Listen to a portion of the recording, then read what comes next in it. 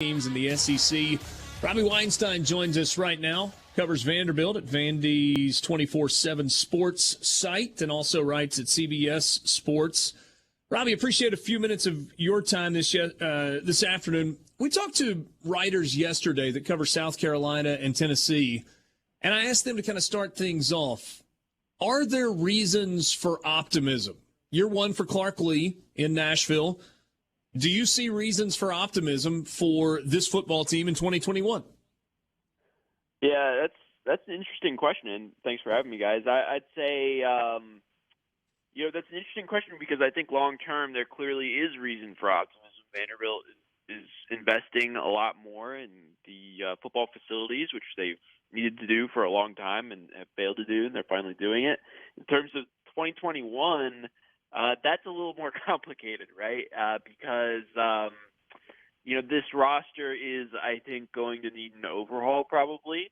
I would say this is, I was at practice earlier today, and recently the defense has really, really improved since the spring when they were really rough. The offense dominated the spring game. And so I do think at least like heading into the season, over the course of the summer and all that, the defense clearly has improved. On offense, they do bring back a number of decent returners like Ken Seals and a bunch of wide receivers who played last year. So, I don't think they're going to push for a bowl game, but I do think, I guess a small reason for optimism is just the fact that they are going to win multiple games this year, unlike last season, right? So, I mean, if they go 4-8, then that's a big improvement off of 0-9. Robbie, you mentioned Ken Seals, and at times there were really positive moments for him. Obviously, having to learn on the job is not necessarily ideal, but that's kind of where we are in the quarterback world. What do you see from Ken Seals that maybe we don't see if we don't watch him practice every day in terms of his progression and in terms of improvement for him? Mm-hmm. Yeah, I think he's kind of the classic like Texas spread offense quarterback. I mean, he has improved, I think, in terms of throwing the ball downfield. He makes a lot of good touch throws. And I don't think like accuracy is going to be a huge issue for him this season. So from that perspective, I mean, he could.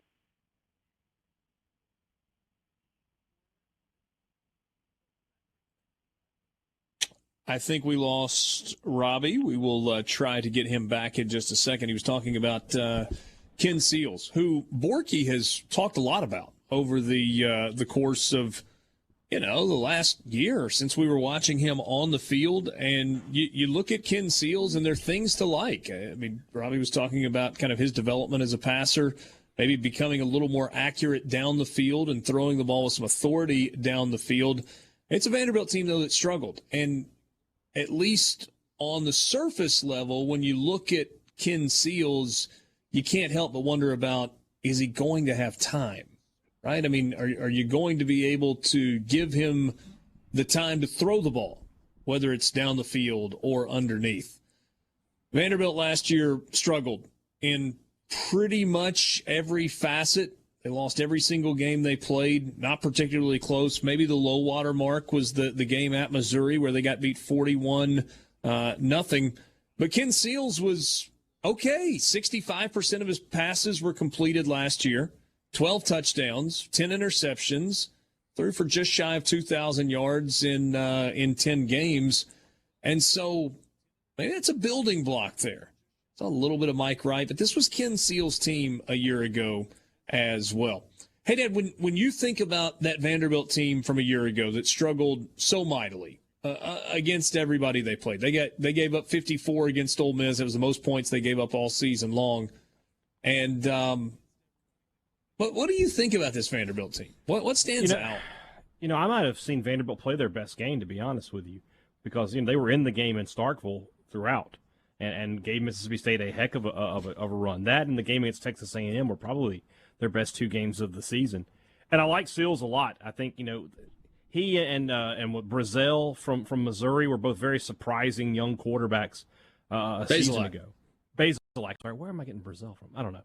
Those were the two guys that sort of, came out of nowhere last year in the East, and you're like, these are guys you can build around a little bit. So, what Robbie was saying before we lost him there about, and we talked about with Ben yesterday, if you're willing to say that 4-8's a good season, then Vanderbilt can have a good season this year. They can win their non-conference games, or maybe win 3 of them. I think they have one that's tough. And Stanford. They have Stanford, yeah. And, they could they beat a South Carolina?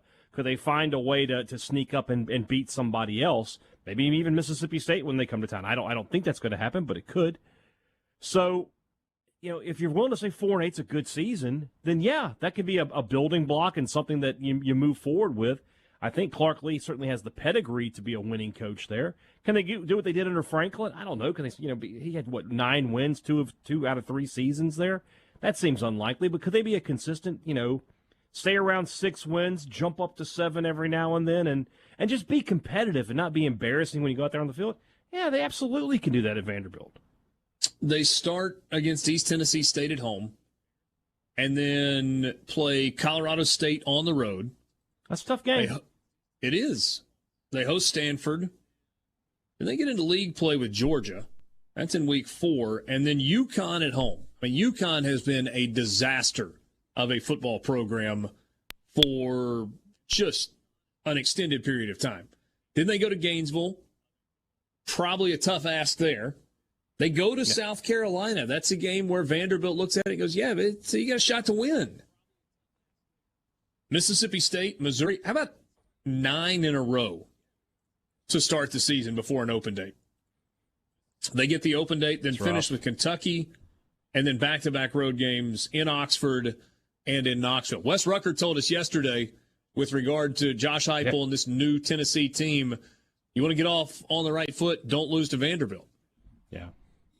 Can't lose rivalry. You can't lose rivalry games, hardly any.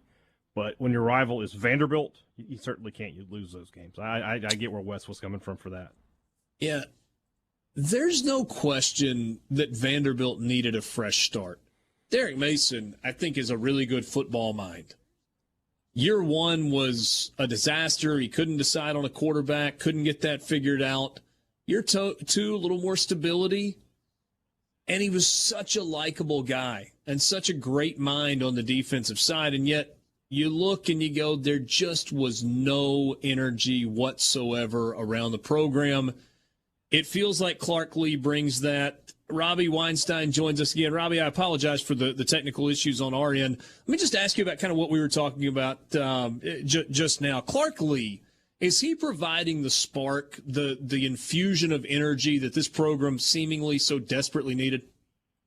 Hey, yeah, no problem, guys. I do think there's a difference. I think last season the other thing is that you combined, maybe the Mason era getting kind of stale with they'd had all these transfers and then COVID. You knew you were going into the all SEC schedule and it was going to be pretty brutal. The optimistic projections had them winning like 1 game. So I think, yes, I do think there's been an element of that spark. It also helps that the university is investing more. They announced like a $300 million project in the spring. So I think it's a combination of all those things, and it's translated well to the recruiting trail. That's kind of my question is, roster-wise, I don't know.